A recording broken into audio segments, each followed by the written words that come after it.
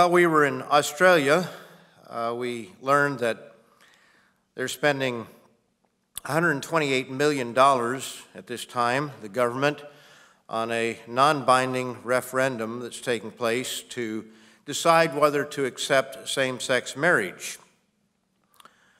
I think that all of us know that the way the world is going, the spirit that's behind this movement, that it will eventually be the law of the land in Australia, as it is in almost all the Israelitish nations around the world.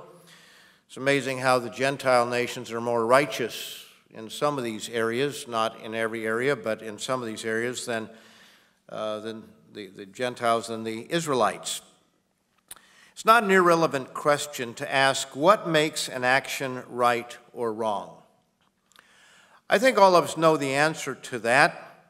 However, sometimes it does us well to think about it and to meditate on it and to consider it, because sometimes we forget in our actions what it is that makes an action right or wrong.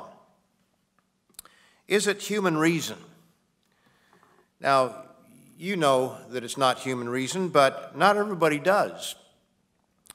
I've read a few of the quotes I'm going to give you today. This one I know I've given in the past, someplace, either in writing or a telecast or perhaps here. But Erdman's Handbook to the History of Christianity says, the ancient world had a great respect for tradition and precedent, especially in religion. Christianity seemed to be quite new, so this set a serious stumbling block. Christian writers tried to overcome this problem by demonstrating that the faith had centuries-old roots in Israel, it certainly did, and in the wisdom of Greek philosophers. Justin Martyr wrote, quote, Christ is the Logos in whom every race of man shared. Those who lived in accordance with Logos, true reason, in other words, defining Logos as true reason, are Christians, even though they were regarded as atheists, for example, Socrates and Heraclitus among the Greeks. So you are a true Christian if you know how to reason properly, according to Justin Martyr. Thomas Paine published a series of pamphlets titled The Age of Reason. These were published in 3 sections, 1794, 95, and 1807. Thomas Paine was a deist. He believed in God, but he rejected organized religion. And when I say organized religion, he rejected Christianity, he rejected the Bible, but looked to reason as the answer. And he advocated that reason should replace revelation. That revelation was not the answer, but reason.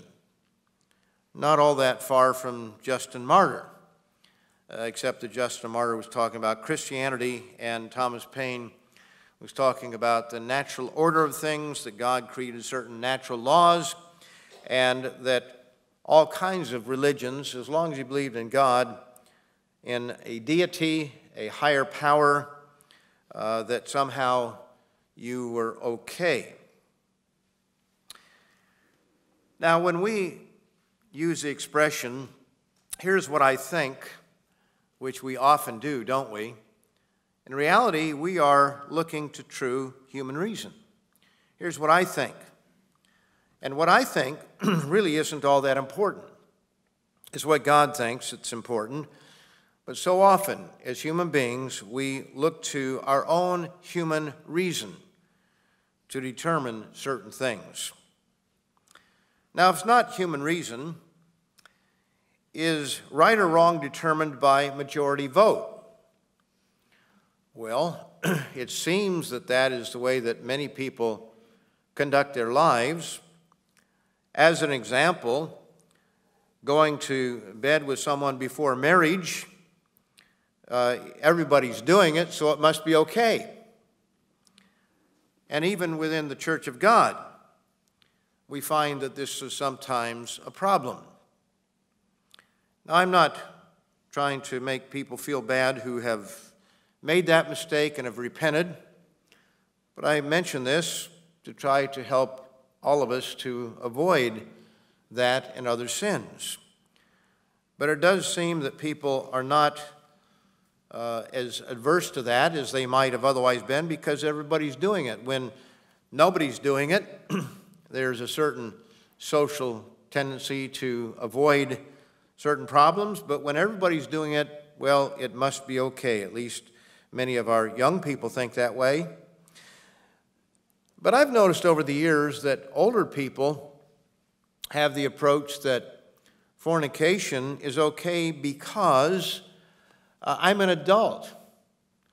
It's kind of like going to an adult bookstore or adult movie place, that after a certain age that law doesn't apply. It was really written for teenagers.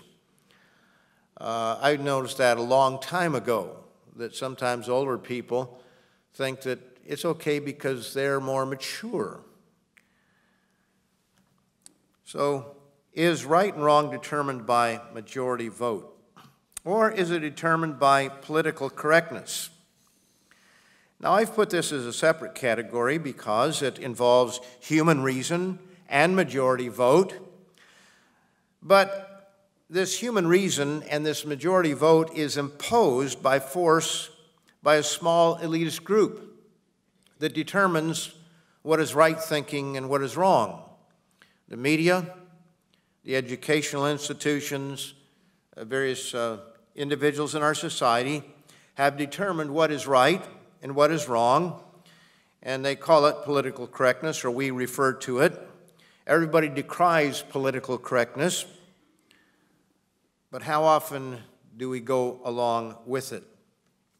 I've quoted this at different occasions, a particular book that if any of our younger ladies do not have it, I really strongly recommend it. It's called Unprotected. I have one of the early editions because it is anonymous MD. The author is Miriam Grossman. She's a psychiatrist, or was a psychiatrist, at UCLA, one of the most prestigious universities in North America or the world. But she wrote anonymously because she knew that she wouldn't have a job very long if it was known what she was saying.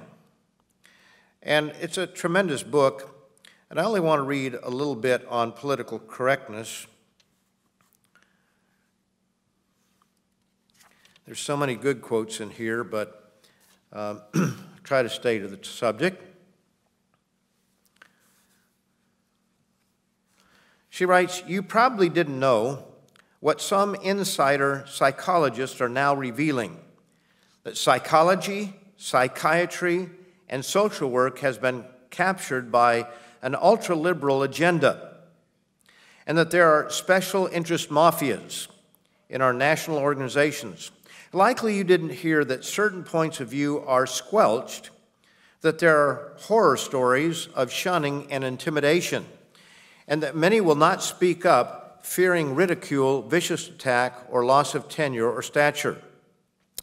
A past president of the American Psychiatric Association, in a book about this alarming situation, wrote, quote, "I lived through the McCarthy era and the Hollywood witch hunts, and as abominable as these were, there was not the insidious sense of intellectual intimidation that currently exists under political correctness."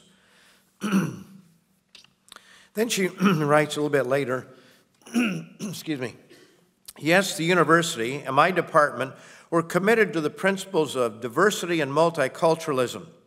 This commitment was plastered all over our policy statements, but somehow, through the years, I got the sense that the diversity that I represented wasn't the same type to which they were so profoundly committed." So you can understand why she would write that anonymously, especially when you read the rest of it. It's an easy, it's a small book, kind of book I liked when I was young. Small, fairly large print, not that many words on a page, and just absolutely dynamite for, I think every young lady should read that. Fellows too, but especially our ladies, and It's written from a woman's perspective, and many of the issues are women's issues. But today, political correctness defines how you are to think and act. It's okay to be intolerant of traditional or biblical values, but not the politically correct values. And through PC, it is censorship by force in sheep's clothing of tolerance and openness. Yet in the Word of God, the Bible, we're taught that the objective standard of right and wrong is the law of God, the very thing that human reason, majority view, and political correctness are trying to replace and destroy. The question, what makes an action right or wrong, is relevant even to those of us in the church. And here's why. First of all, God warns against human reason. Some of these scriptures are quite familiar to us. Proverbs 14:12. This is a passage of scripture that I cut my teeth on, you might say, that many of us who were in the church years ago cut our teeth on. It was something that we memorized, that we understood. It was a part of our thinking. There's a way that seems right to a man, but its end is the way of death. And that's repeated in chapter 16 and verse 25. There's a way that seems right.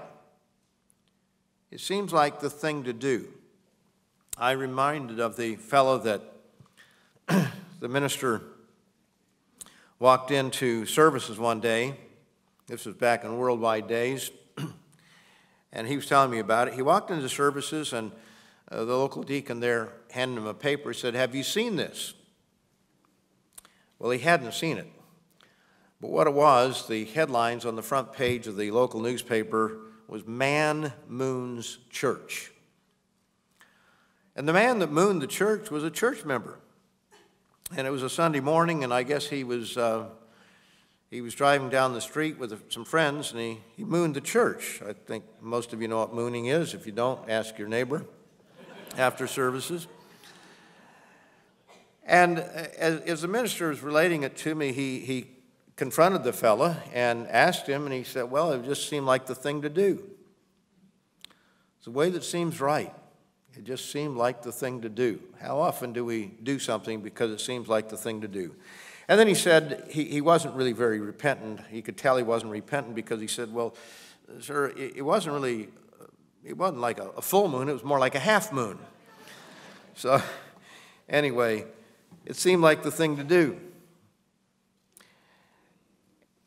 And yet Proverbs tells us that the things that seem right end in death, ultimately. We're also familiar with Jeremiah, the 17th chapter, specifically verse 9, but I want to read a little bit earlier, Jeremiah 17, beginning in verse 5. It says, "Thus says the Lord, cursed is the man who trusts in man and makes flesh his strength, whose heart departs from the Lord or the eternal." Verse 6, Jeremiah 17, verse 6, "For he shall be like a shrub in the desert, and shall not see when good comes, but shall inhabit the parched places in the wilderness, in a salt land which is not inhabited. Blessed is the man who trusts in the eternal, and whose hope is the eternal. For he shall be like a tree planted by the waters, which spreads out its roots by the river, and will not fear when heat comes, but its leaf will be green, and will not be anxious in the year of drought, nor cease from yielding fruit." And then verse 9, we're familiar with this, the heart of man is deceitful above all things, and desperately wicked. Who can know it? I, the Eternal, search the heart. I test the mind, even to give every man according to his ways, according to the fruit of his doings. So God tells us not to trust in ourselves. Notice also in the 10th chapter of Jeremiah, Jeremiah 10, this should be familiar to us as well.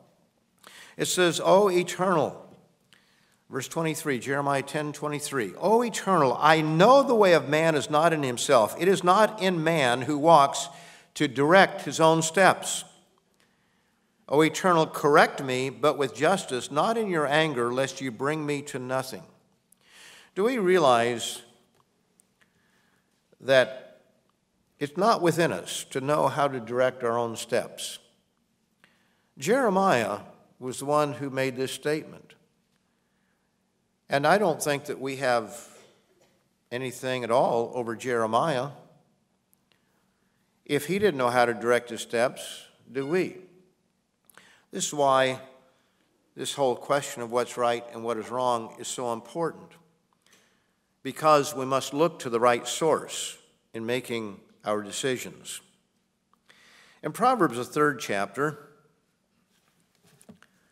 Proverbs 3, beginning in verse 5, Proverbs 3, verse 5, it says, trust in the Lord with all your heart, and lean not on your own understanding.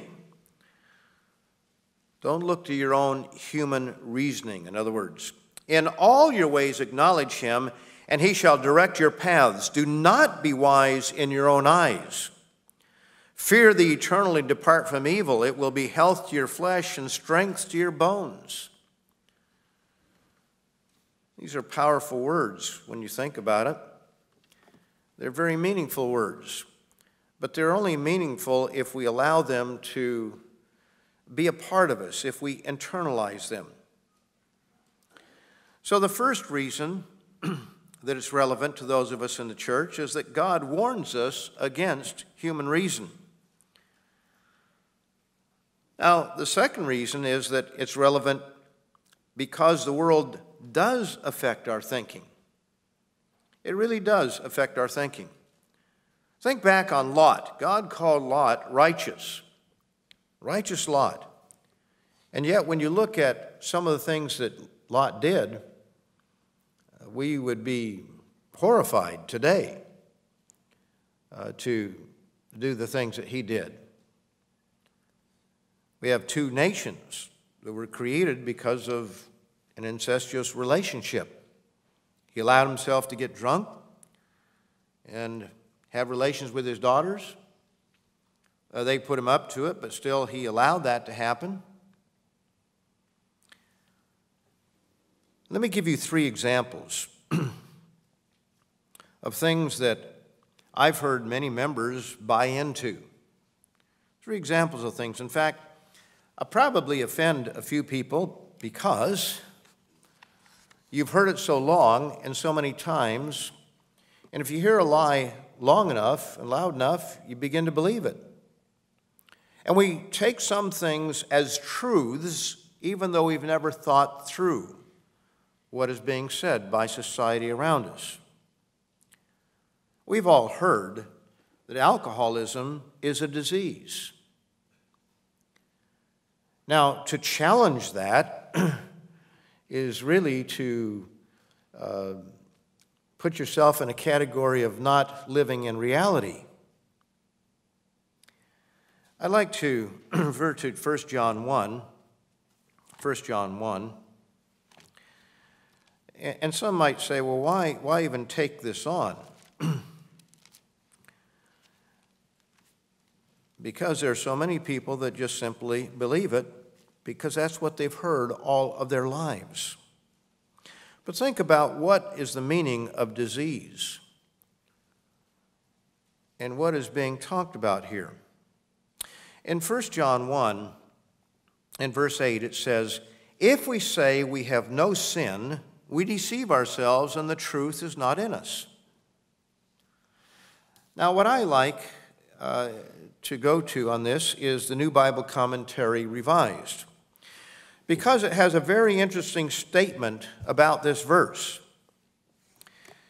It says, sin is something that persists. It clings to the sinner. When we say we have no sin, we deceive ourselves, and the truth is not in us. But to say such an obviously false thing as that we have no sin excludes the possibility of the truths dwelling in us.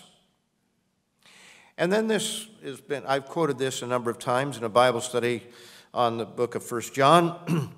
This has relevance for the modern man who says that sin is a disease or a weakness and claims it is due to heredity, environment, necessity, or the like, so that he regards it as his fate, not his fault. Such a man deceives himself. Now, when someone falls into drunkenness to the point of what we call an alcoholic, we might say, well, their actions are sick or whatever. But the problem is that we find more and more in our society that it's not your fault. It's not your fault. There was an individual whose defense when he was fired from, I believe it was the U.S. Postal Service, was that he had compulsive tardiness syndrome. Showed up late for work all the time.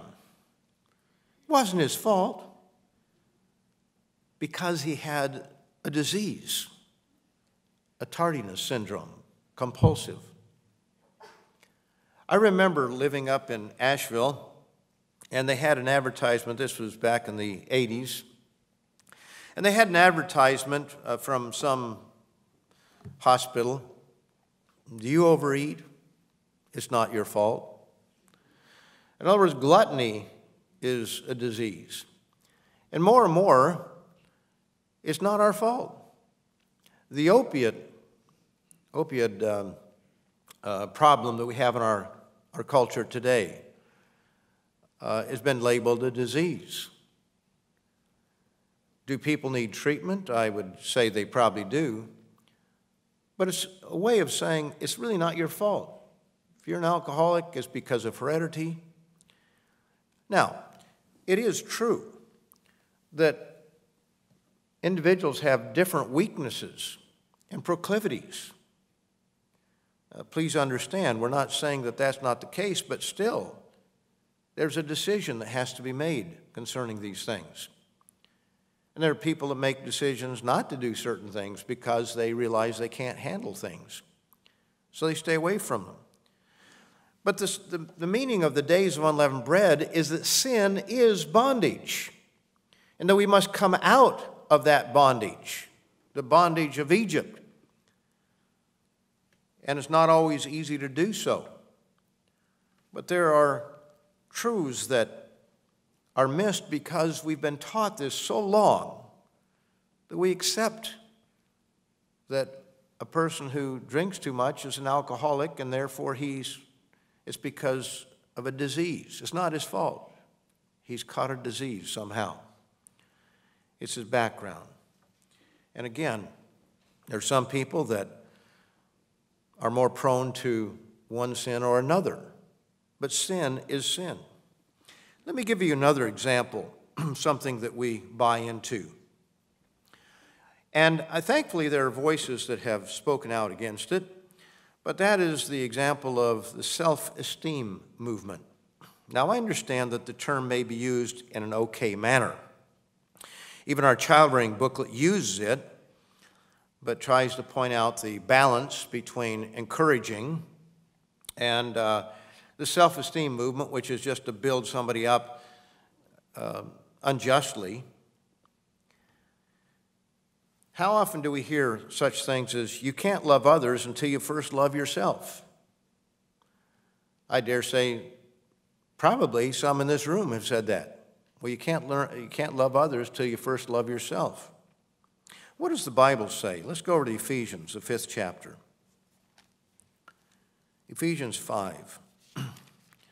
All of these things have legs. They have consequences. And when we buy a product that is deceptive, it does affect our thinking and our actions. In Ephesians 5, notice verse 28. It says, so husbands ought to love their own wives as their own bodies. He who loves his wife loves himself. For no one ever hated his own flesh, but nourishes and cherishes it, just as the Lord does the church. Now, what we see here is that we are to love our wives, first of all, and the other will take care of itself. By loving our wives, we're loving ourselves. There's a different order. It really, this is one of those things that I had a very difficult time figuring it out. Because I had bought into the self-esteem movement, everybody, it was the mantra of the day 30 years ago. And then I moved to a particular area, and everybody was talking about their self-esteem, and they had this club to build their self-esteem and that club to build their self-esteem. They had a poetry club. They had, oh, I should have brought that letter. I didn't think of it, but I had not a letter, but a poem.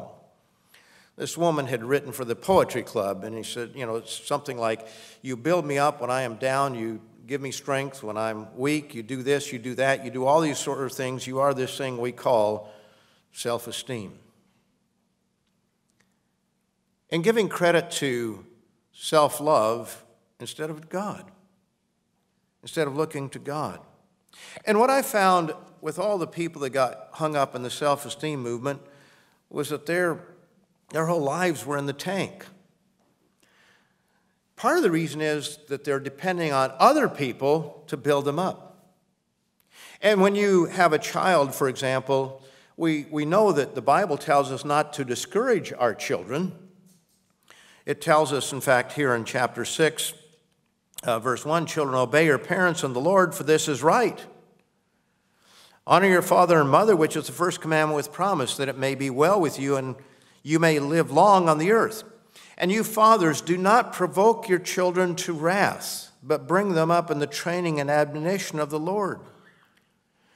As fathers, we should lift our children up. We should hold them up. We should encourage them.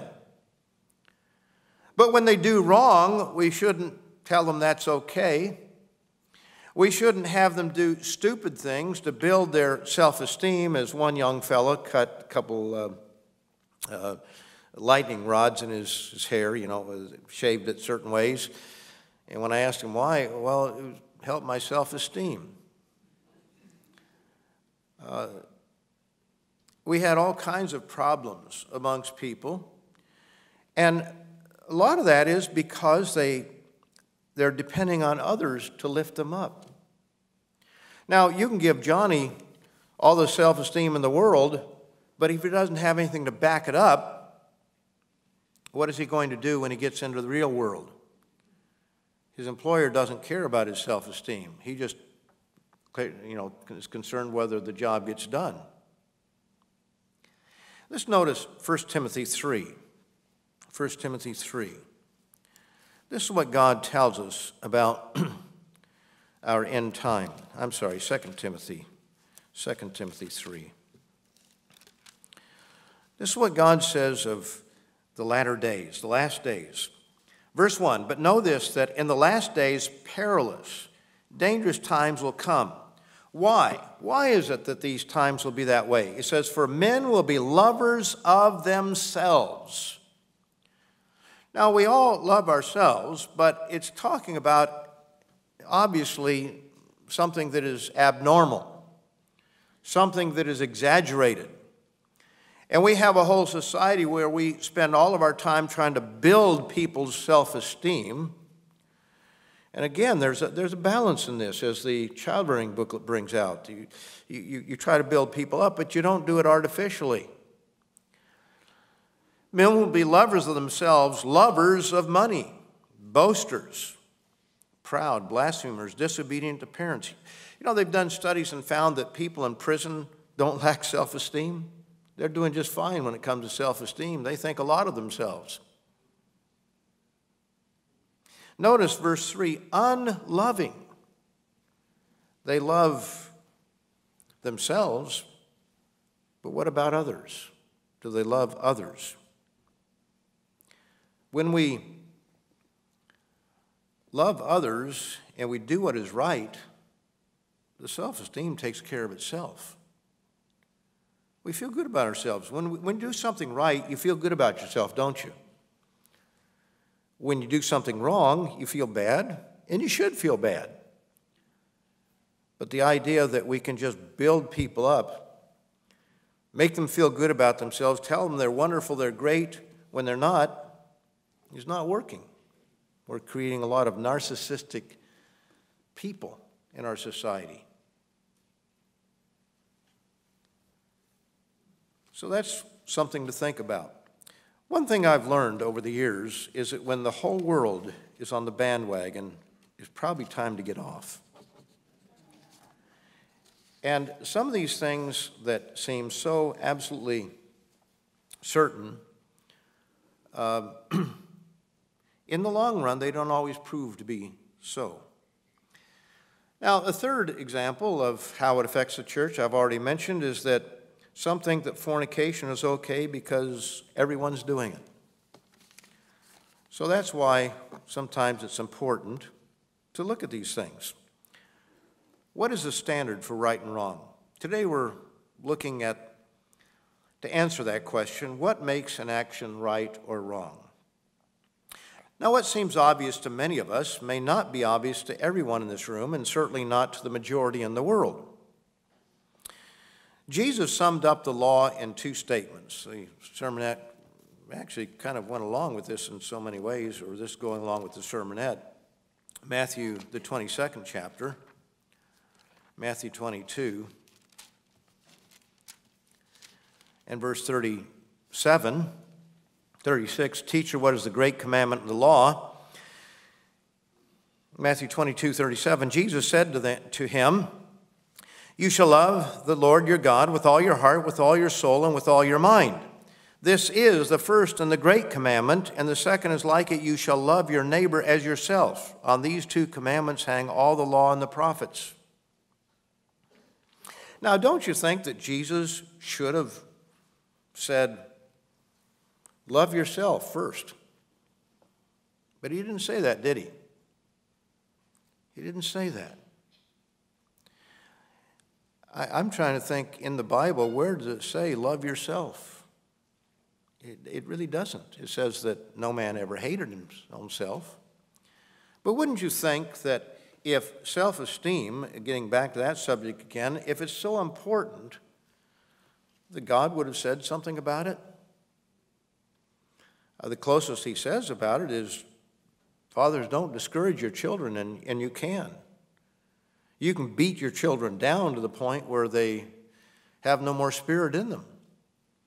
It's important to give them encouragement, to help them to do things well, so that they do have a good feeling about themselves in the right way. But it says, you shall love God with all your heart, and you shall love your neighbor as yourself. He inspired this wisdom many centuries earlier, because Jesus is the God of the Old Testament, the one who became Jesus Christ. And so if we go back to Deuteronomy, the 6th chapter, we find that he knew the words that were written in the book. In verse 5, he says, verse 4, it says, Hear, O Israel, the Lord our God, the Lord is one. You shall love the Lord your God with all your heart, with all your soul, and with all your strength. So Jesus was quoting from the Old Testament that he had originally inspired. In Leviticus, the 19th chapter, Leviticus 19, and verse 18, it says, You shall not take vengeance nor bear any grudge against the children of your people, but you shall love your neighbor as yourself. I am the Eternal. That's Leviticus 19:18. But what is it that goes before that statement? Well, let's just pick it up here in verse 9. It says, When you reap the harvest of your land, you shall not wholly reap the corners of your field, nor shall you gather the gleanings of your harvest. But you shall not glean your vineyard, and you shall not glean your vineyard, nor shall you gather every grape of your vineyard. You shall leave them for the poor and the stranger. I am the Eternal your God. So it's giving us instruction of caring for the poor. And what is interesting about this, it is saying that if you have a field where you are planting wheat or barley or something like that, leave the corners of the field, leave the edges there for the poor, that they can come in and glean. And it's such a different world, isn't it, from our world today?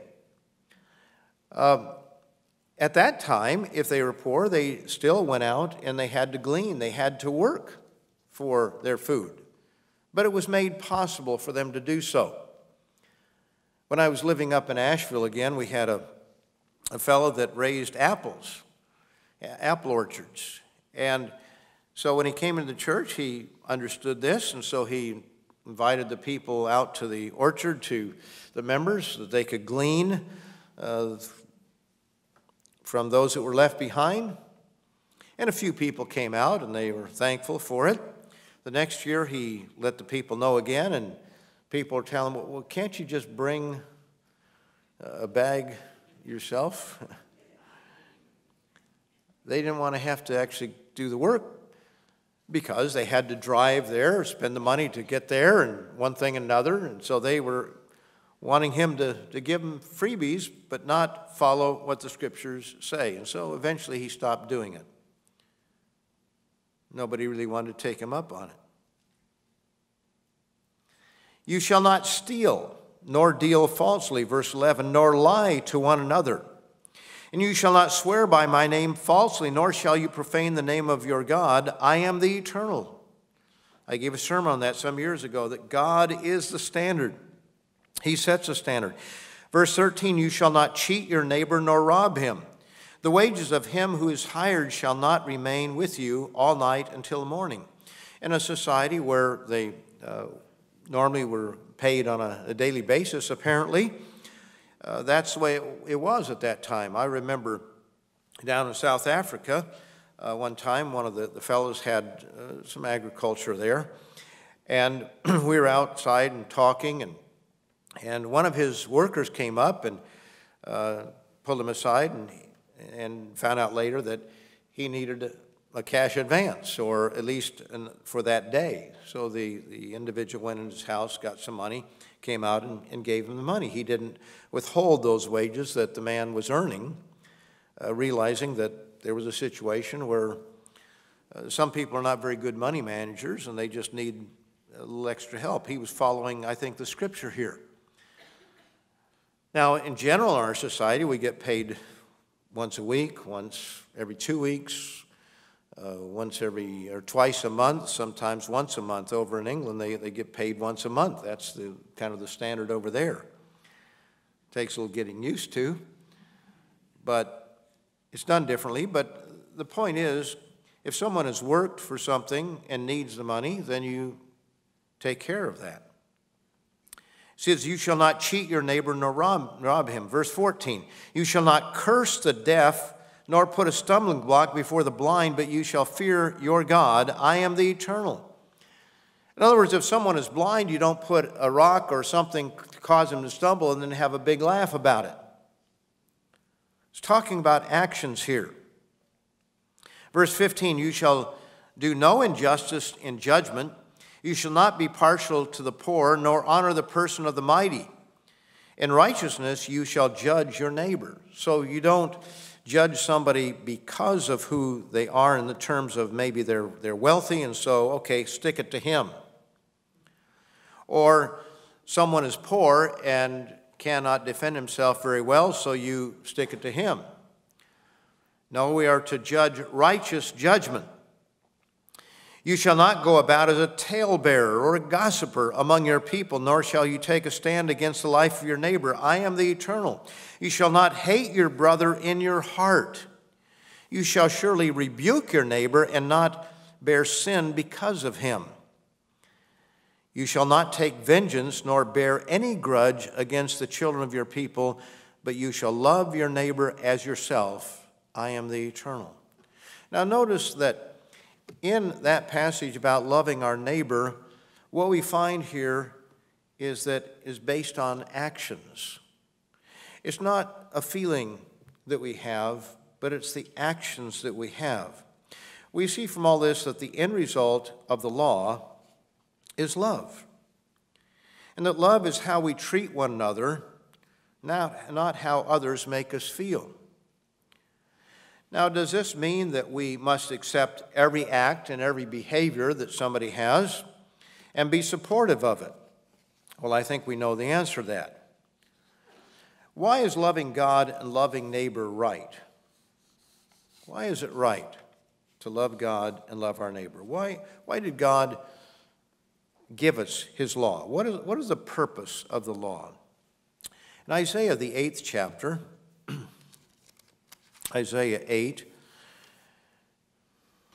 says, when they say to you, verse 19, seek those who are mediums or wizards, who whisper and mutter, should not a people seek their God? Should they seek the dead on behalf of the living?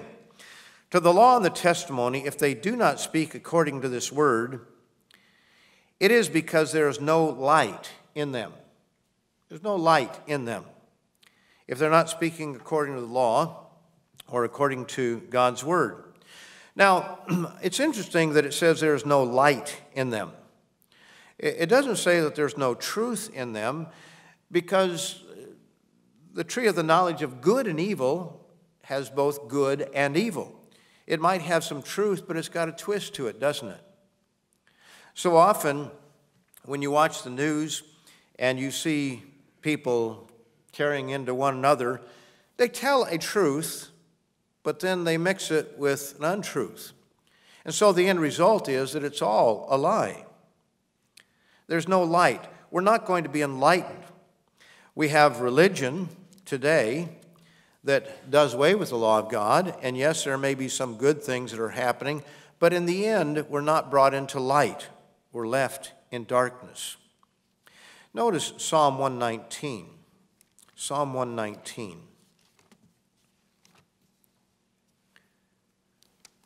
And verse 105. Very familiar passage for many of us. It says, your word is a lamp to my feet and a light to my path. If we don't have a lamp or a light and we're walking along a path at night, what happens? We stumble. We fall. We injure ourselves. And God's word is a lamp. It shows us the right way. Proverbs 6. Proverbs 6. And verse 20.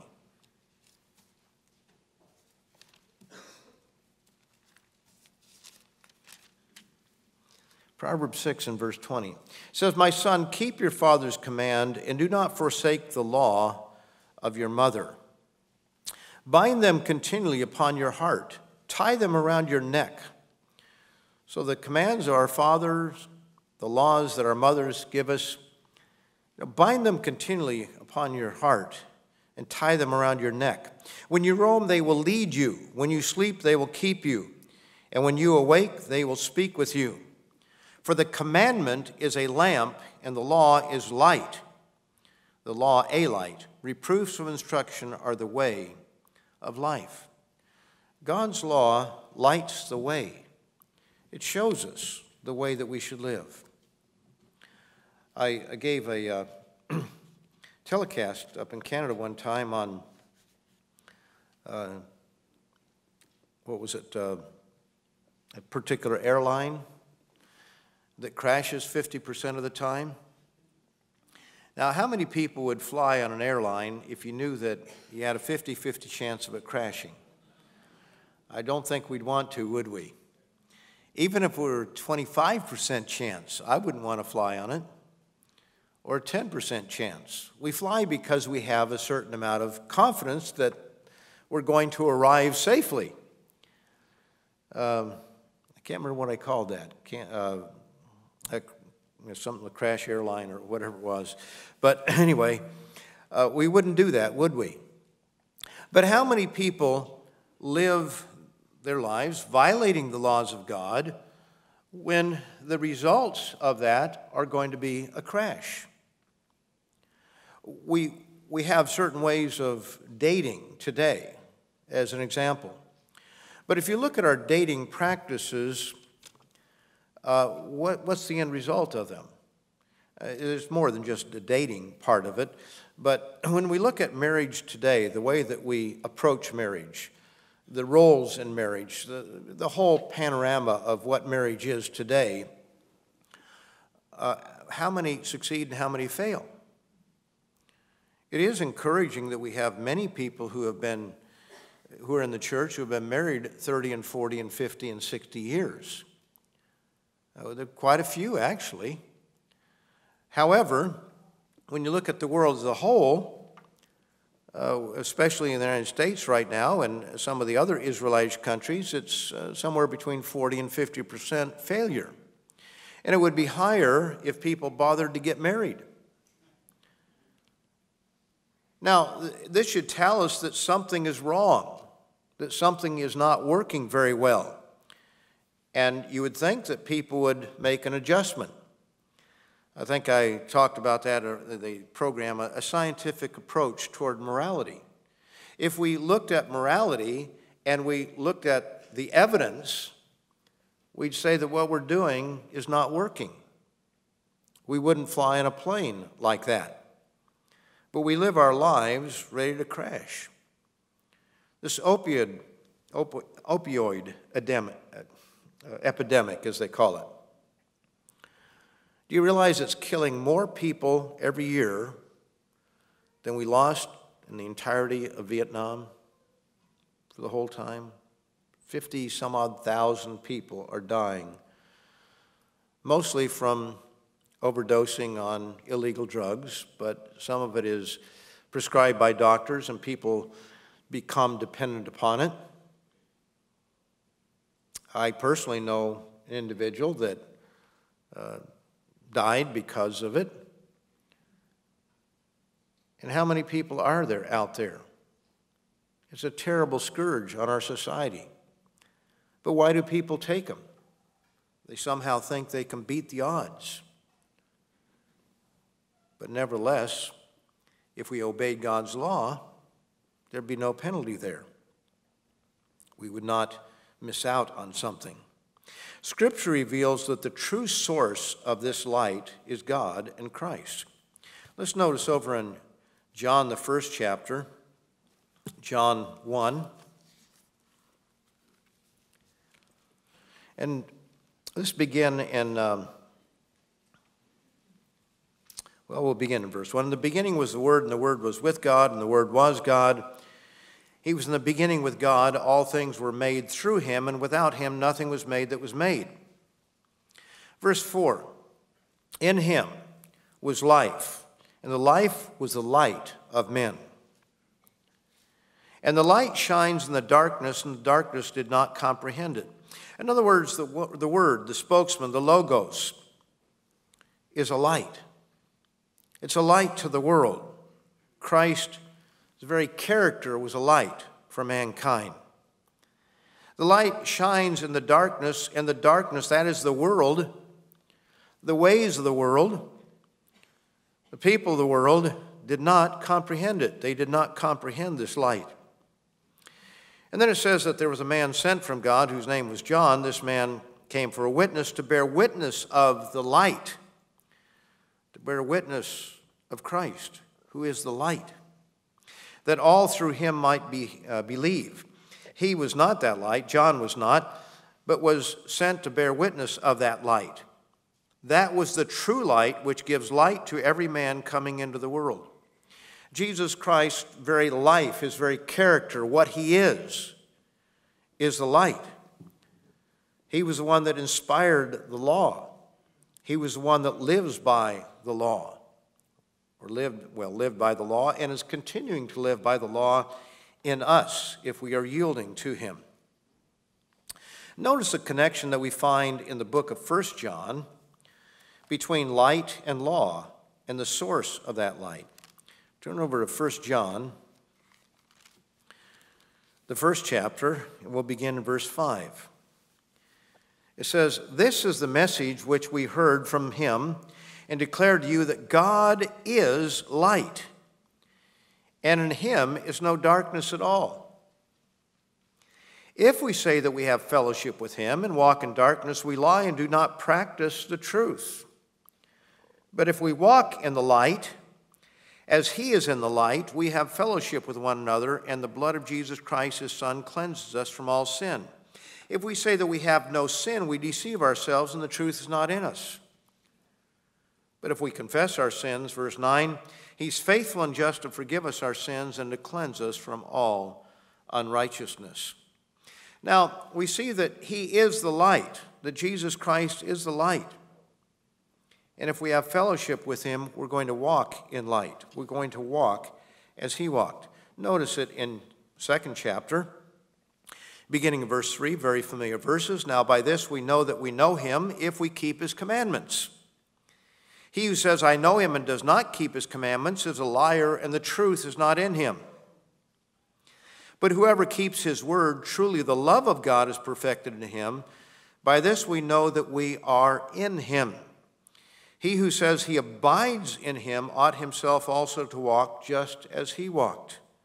Now, if he is the light, we are to walk just as he walked.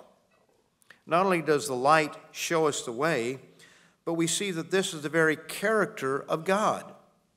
The law of God expounds upon the very character of God. Brethren, I write no new commandment to you, but an old commandment which you have had from the beginning. The old commandment is the word which you heard from the beginning.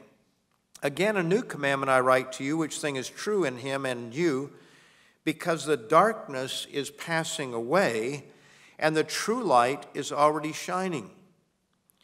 And then it tells us that he who says he is in the light and hates his brother is in darkness until now. He who loves his brother abides in the light, and there's no cause for stumbling in him.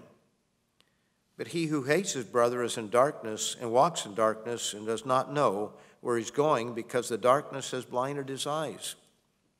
You see, God, as it tells us in the 4th chapter and verse 8, is love. He who does not love does not know God, for God is love. Now, as we've already seen, to love our neighbor requires actions. It's what we do. We don't put a stumbling block in front of the blind. I don't think that most of us are guilty of that. Hopefully nobody's guilty of that. But there are people like that out there that are willing to do that. Or someone who may not be as mentally bright as the average person, will make fun of them. We may not put a stumbling block in front of the blind, but do we make fun of people who may not be totally there? Children can be cruel in that way. They really can be, and we need to make sure that we work with our children so that they don't fall into that trap, that they're not that way, that they stand up for the weak instead of making fun of the weak. It's repeated down in verse 16, and we have known and believed the love that God has for us. God is love, and he who abides in love abides in God, and God in him. So let me summarize this a little bit. Right from wrong is determined by what God is. It isn't just that God is telling us to do this simply because he decided that, well, this is a way that I can persecute people. I can make life hard on them, make it difficult for them. I mean, certainly our children think that of us sometimes, don't they? They think that mom or dad is just trying to make life hard on them, when in reality, we're trying to protect them. And when we look at the light, which is Jesus Christ, his example, his life, the law is a reflection of God. It's telling us what God is. It is protecting us from ourselves and is showing us a better way. God teaches us about himself through his law. God is love, and his law teaches us what it means to love. He is a standard of right and wrong, not only because he is the creator and ruler of all that is, but because his nature sets the very standard for us. Now, in light of this, let's look at some big questions facing our world today in the time that we have left. And these are things that I think that most of us are aware of, but we have to remind especially our young people, but I think everybody in general, that it is the law of God that determines things. I was out in Newfoundland, for example. I had given a Tomorrow's World presentation, and I was invited over to a man's house to talk to him, and I found out, I think after I accepted the invitation, he was a United minister from the United Church of Canada, not the United Church of God, but the United Church of Canada.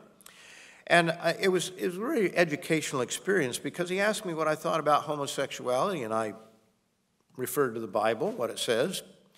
And then he proceeded to explain how he knew somebody who had committed suicide who was of that persuasion and one thing and another. And he began to use human reason to explain to me his thoughts about the subject. And although I knew academically that the ministry of this world doesn't see things the same way we do, and that they use human reasoning, it was just interesting to see it firsthand. It was an education for me. Now, homosexuality and same-sex marriage is being shoved down the throats of our children and mankind in general. And it's amazing how many adults have no problem with this. I was watching the news one morning in, I don't remember where it was. It was either New Zealand or Australia. And Dolly Parton was on there. And it was Australia is where it was now, I remember, because the question of same-sex marriage is hot on their minds at this time. And so they asked her a lot of different things and pointed out that she has a faith-based life. The things that she does, some of the charities that she has, and everything is based on faith. In other words, religion, her Christianity. So the question was asked what she thought about this subject. And she said, well, she just believed in live and let live. And what's wrong with love? As long as there's more love in the world. Human reason. And I think that sometimes, even in our teenagers for sure, in some cases, if they're in public schools, but even adults sometimes don't realize just how bad these things are because they think that, well, it doesn't affect me, but it does. It does affect you. We heard some interesting things from the members over there. Some of the members were reporting the kind of intimidation that they have at work to cast their opinion as yes. And there are businesses that let their employees know that that's what's expected of them. When you see government buildings with the rainbow flag being flown, a government building, which should be neutral in that case, it tells you that there's a certainly they're promoting it. I just want to read a couple scriptures simply because if we don't, you've been told, we're being told all the time that the Bible does not condemn this practice.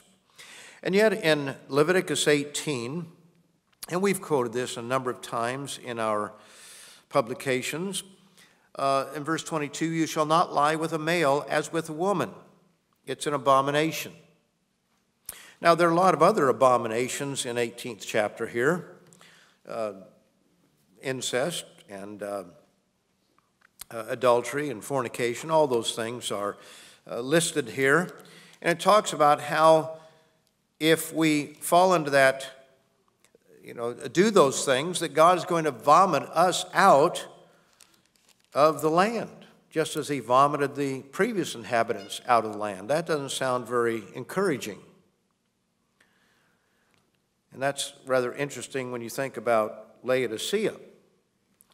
Laodiceans may not be guilty of the sin, but they may be amenable to support it or at least not condemn it. Now, in the 20th chapter, verse 13, this is a verse that we do not quote on our programs simply because in Canada, this verse is considered hate literature. So I'm presenting this to you and showing you why it is hate literature in that context. Verse 13 of Leviticus 20, it says, if a man lies with a male as he lies with a woman, both of them have committed an abomination. Now that part is fine. Well, it's not fine, but you can get away with it. But the part that becomes hate literature is, they shall surely be put to death. Their blood shall be upon them. And that's considered stirring up hatred and violence against people who commit these sins. So we have to be wise as serpents and careful how we approach some of these things. Romans, the first chapter, we're all familiar with Romans 1, and I'm not going to spend a lot of time on this. However, let's just notice that it talks about those who knew God did not glorify him as God, nor were thankful, but became futile in their thoughts, and their foolish hearts were darkened. They professed themselves to be wise, verse 22, they became fools. We read in verse 18, or we could read, that these individuals suppressed the truth in unrighteousness. And so as a result, God gives them up to uncleanness, verse 24, to dishonor themselves among themselves. And verse 26, for this reason God gave them up to vile passions, for even their women exchanged the natural use for what is against nature. Also men, leaving the natural use of the woman, burned their lust for one another, men with men committing what is shameful, and receiving in themselves the penalty of their error which was due. And there are penalties, natural penalties that come upon people who commit these sins. They would like to talk about love, but they don't want to talk about the actual practice and the result of those practices. And then it lists all these different sins. God gave them over to a debased mind in verse 28, a mind void of judgment, a deranged mind. And then it lists all these sins. In verse 32 it says, who, knowing the righteous judgment of God, that those who practice such things are deserving of death, not only do the same, but also approve of those who practice them. Those who approve of those practices, those who accept those things. Now, we're not to go out there, obviously, and start doing harm to people. That's natural consequences will do plenty of harm, and God will deal with them in some day. But we are not to sit back and approve of these things. Today they have the LGBTQIQ2SA plus movement. Lesbian, gay, bisexual, transsexual, transgendered, intersexual, queer, questioning, two-spirited, and allies. And then they put a plus at the end of it, simply because they keep adding letters, new behaviors. Sologamy, where you marry yourself. Then there's a fellow that married his computer. You can't make some of this stuff up. People marry themselves and they actually have friends that'll come and celebrate with them. Do we buy the propaganda that people are born this way? It is propaganda. We could read 1 Corinthians, the 6th chapter, verse 9 and 10, where it says, neither homosexuals nor sodomites will inherit the kingdom of God, along with others will not be a part of the kingdom of God.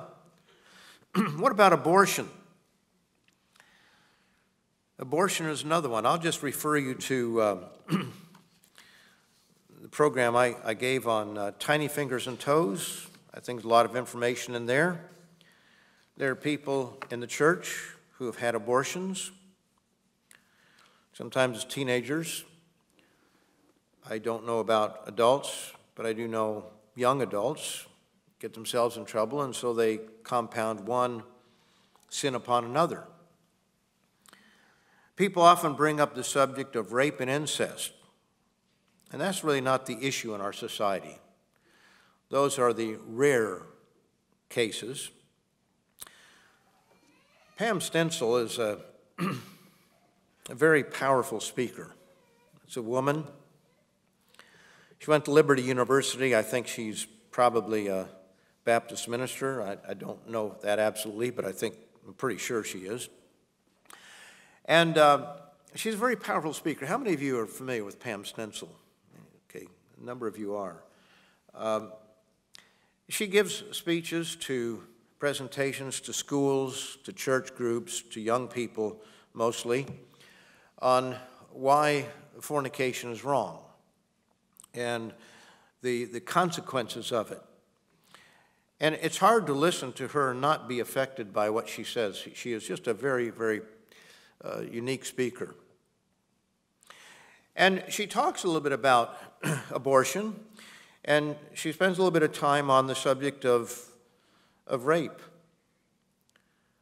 And she describes an individual, a young lady up in the state of Michigan, who was raped and was pregnant as a result of the rape. She chose to have the child, even though it was after Roe versus Wade. She could have had a legal, quote, legal abortion, but she chose to have the child and to put it up for adoption, and she did that, and a nice family adopted this child, a little girl. I guess say a little girl. All babies are little. But she had the child adopted, and the child grew up. She said that young girl could have had an abortion, but she didn't. And she said the girl that she produced, or that came from her, that was adopted out, is me. And I've heard that a number of times. I've played that for people. And I just get choked up every time. She says it so much better than I can. But here she said, I don't know who my father was. And she says very strongly, I did not deserve to die because of the sin of my father. So it's quite a statement. And yet it's always thrown up. What about rape or incest? In reality, those are the few cases. Those are not the main cases. But I think she answered the question quite well. If you've not seen the program Tiny Fingers and Toes, I encourage you to do so. What about assisted dying or euthanasia? Because that is becoming a big thing. Exodus 20, verse 13 says, you shall not murder. But also, there's a purpose even in suffering. Notice over in Hebrews, the 2nd chapter, Hebrews 2, verses 17 and 18. Says, therefore in all things he, that is Christ, had to be made like his brethren, that he might be a merciful and faithful high priest in things pertaining to God, to make propitiation for the sins of the people. For in that he himself has suffered, being tempted, he is able to aid those who are tempted. So Christ suffered. Not only suffered temptation, but he suffered on the stake. But that makes him more able to appreciate what we go through. There is a purpose for suffering. If you have a dog, okay, maybe you take that dog out of his misery if he's going to the end, because he's not going to learn much from it. He's not going to be resurrected. But God tells us that we should not murder. And whether that's yourself or someone else, we should not do so. But there is a purpose through suffering. Notice Hebrews 5, verse 8. Though he was a son, yet he learned obedience by the things which he suffered. Then we learn things through suffering. It's more than just the temporary life that we're here for. There are other scriptures that talk about that as well. Romans 8, verses 16 to 18. If you've not seen it, we have something called Viewpoint that is out there. Some programs that are put out by the Canadian work. And you can just go to Tomorrow's World Viewpoint. And we have one on assisted dying. A very well presented 4 or 5 minute program giving facts about assisted dying and where it is going in our world today, and how there is creep. It starts out one way, and it's voluntary, and then how more and more it is involuntary. What about people who are not able to make the decision for themselves? Shall we do that? What about recreational marijuana? You know, there are actually people who have asked the question, well, now if marijuana is legal, is it okay? I think I may have touched on that earlier. Another time, I would encourage you to go to Viewpoints, tomorrowsworld.org, Canada, or our site here, and you can find the Viewpoints. There's one on that subject, on marijuana. And of course, we have the latest magazine where the lead article there is on the subject of marijuana. It'll be a two-part series. And it's very relevant because July, I think it's the 18th of next year, it will become legal across Canada. So we have it about 8 states here where it's legal, and I don't remember exactly the number, and it will be legal across Canada. So it's a good idea. If it's legal, is it okay? Well, it's legal to work on the Sabbath. It's legal to do a lot of things that are not legal in God's sight. The question being asked shows a lack of understanding. So in conclusion, let's summarize. God is the ruler of all things. He is our creator, the one who brought us into being and the one who sustains our lives. Therefore, he has every right to determine what is right and what is wrong. But the law of God is not to make life hard on us. It is a reflection of who he is. And that's why when he lives his life in us through the power of the Holy Spirit, he is building in us his very character. He is teaching us love. And so he's given us his law because it reflects his character. This is why we know that there is an objective standard of right and wrong. We don't have to use human reason. We don't have to take a vote on it. God's law spells out his character of what is right and what is wrong. Now, I think that we need to look at these things. We need to evaluate the direction of the world, whether it be alcohol, whether it be marijuana, whether it be abortion, whatever it might be, whether it be self-esteem. We need to look at it not from what the world is teaching, but from the way that God is teaching us. So this is how we know what is right and what is wrong, and I hope we'll evaluate our own thinking. It's very easy to get in the habit of human reasoning instead of accepting what God says.